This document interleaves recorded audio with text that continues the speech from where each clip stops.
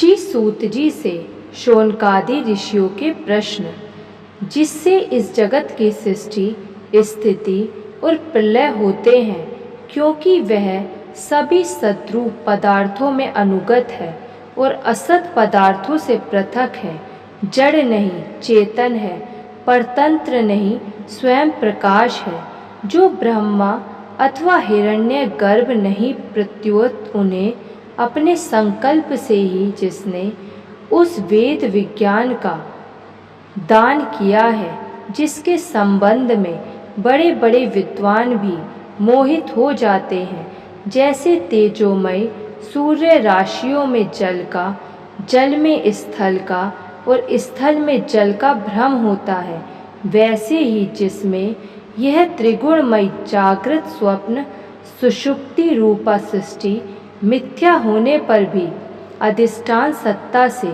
सत्यवत प्रतीत हो रही है, उस अपनी स्वयं प्रकाश ज्योति से सर्वदा और सर्वथा माया और माया कार्य से पूर्णता मुक्त रहने वाले परम सत्य रूप परमात्मा का हम ध्यान करते हैं।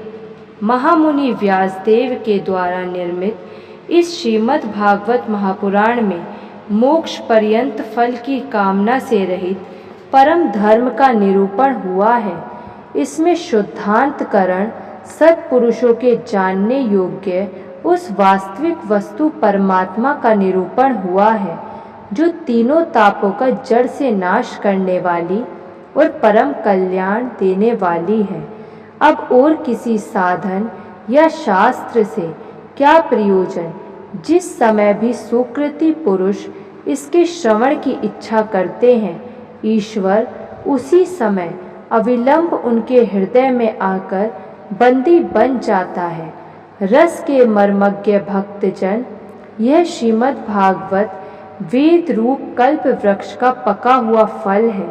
श्री सुखदेव रूप तोते के मुख का संबंध हो जाने से यह परमानंदमय सुधा से परिपूर्ण हो गया है। इस फल में छिलका, गुठली आदि त्याज्य अंश तनिक भी नहीं है। यह मूर्तिमान रस है।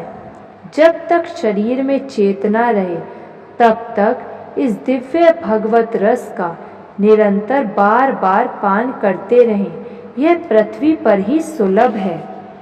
कथा। एक बार भगवान विष्णु एवं देवताओं के परम पुण्यमयी श्वेत नेमि शारण्य में शौनकादि ऋषियों ने भगवत प्राप्ति की इच्छा से सहस्त्र वर्षों में पूरे होने वाले एक महान यज्ञ का अनुष्ठान किया। एक दिन उन लोगों ने प्रातःकाल अग्निहोत्र आदि नित्य कृत्यों से निवृत्त होकर सूतजी का पूजन किया और उन्हें ऊंचे आसन पर बैठाकर बड़े आदर से यह प्रश्न किया। ऋषियों ने कहा, सूत जी, आप निष्पाप हैं।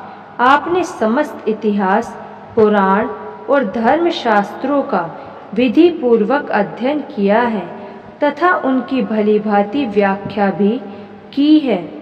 वेद वेत्ताओं में श्रेष्ठ भगवान बादरायण ने एवं भगवान के सगुण निर्गुण रूप को जानने वाले दूसरे मुनियों ने जो कुछ जाना है, उन्हें जिन विषयों का ज्ञान है, वह सब आप वास्तविक रूप में जानते हैं। आपका हृदय बड़ा ही सरल और शुद्ध है। इसी से आप उनकी कृपा और अनुग्रह के पात्र हुए हैं। गुरुजन अपने प्रेमी शिष्य को गुप्त से गुप्त बात भी बता दिया करते हैं। आयुष्मान, आप कृपा करके यह बतलाइए कि उन सब शास्त्रों, पुराणों और गुरुजनों के उपदेशों में कलयुगी जीवों के परम कल्याण का सहज साधन आपने क्या निश्चय किया है। आप संत समाज के भूषण हैं। इस कलयुग में प्रियाय लोगों की आयु कम हो गई है। साधन करने में लोगों की रुचि और प्रवृत्ति भी नहीं है। लोग आलसी हो गए हैं। उनका भाग्य तो मंद है ही, समझ भी थोड़ी है। इसके साथ ही वे नाना प्रकार की विघ्न बाधाओं से घिरे हुए भी रहते हैं। शास्त्र भी बहुत से हैं, परंतु उनमें एक निश्चित साधन का नहीं, अनेक प्रकार के कर्मों का वर्णन है। साथ ही वे इतने बड़े हैं कि उनका एक अंश सुनना भी कठिन है। आप परोपकारी हैं, अपनी बुद्धि से उनका सार निकालकर प्राणियों के परम कल्याण के लिए हम श्रद्धालुओं को सुनाइए, जिससे हमारे अंतःकरण की शुद्धि प्राप्त हो। प्यारे सूत जी, आपका कल्याण हो। आप तो जानते ही हैं कि यदुवंशियों के रक्षक भक्त वत्सल भगवान श्री कृष्ण वसुदेव की धर्म पत्नी देवकी के गर्भ से क्या करने की इच्छा से अवतीर्ण हुए थे। हम उसे सुनना चाहते हैं। आप कृपा करके हमारे लिए उसका वर्णन कीजिए, क्योंकि भगवान का अवतार जीवों के परम कल्याण और उनकी भगवत प्रेममयी समृद्धि के लिए ही होता है। यह जीव जन्म मृत्यु के घोर चक्र में पड़ा हुआ है। इस स्थिति में भी यदि वह कभी भगवान के मंगलमय नाम का उच्चारण कर ले तो उसी क्षण उससे मुक्त हो जाए, क्योंकि स्वयं भय भी भगवान से डरता रहता है। सूत जी, परम विरक्त और परम शांत मुनिजन भगवान के श्री चरणों की शरण में ही रहते हैं। अतएव उनके स्पर्श मात्र से संसार के जीव तुरंत पवित्र हो जाते हैं। इधर गंगा जी के जल का बहुत दिनों तक सेवन किया जाए, तब कहीं पवित्रता प्राप्त होती है। ऐसे पुण्यात्मा भक्त जिनकी लीलाओं का गान करते रहते हैं, उन भगवान का कली मलहारी पवित्र यश, भला आत्मशुद्धि की इच्छा वाला ऐसा कौन मनुष्य होगा जो श्रवण ना करे। वे लीला से ही अवतार धारण करते हैं। नारद आदि महात्माओं ने उनके उदार कर्मों का गान किया है। हम श्रद्धालुओं के प्रति आप उनका वर्णन कीजिए। बुद्धिमान सूत जी, सर्व समर्थ प्रभु अपनी योग माया से स्वच्छंद लीला करते हैं।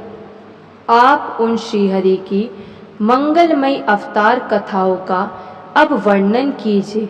पुण्य कीर्ति भगवान की लीला सुनने से हमें कभी भी तृप्ति नहीं हो सकती, क्योंकि रसज्ञ श्रोताओं को पद पद पर भगवान की लीलाओं में नए नए रस का अनुभव होता है।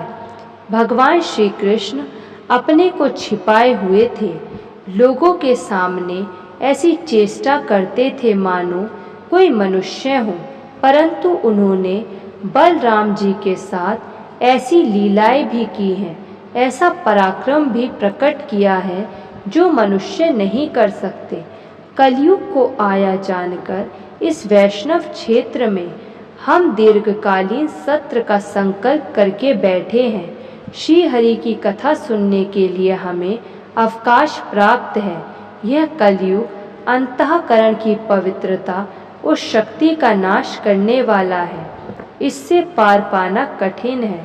जैसे समुद्र से पार जाने वालों को कर्णधार मिल जाए, उसी प्रकार इससे पार पाने की इच्छा रखने वाले हम लोगों से ब्रह्मा ने आपको मिलाया है। धर्म रक्षक, ब्राह्मण भक्त, योगेश्वर भगवान श्री कृष्ण के अपने धाम में पधार जाने पर धर्म ने अब किसकी शरण ली है, यह बताइए। कृष्ण भगवान की जय।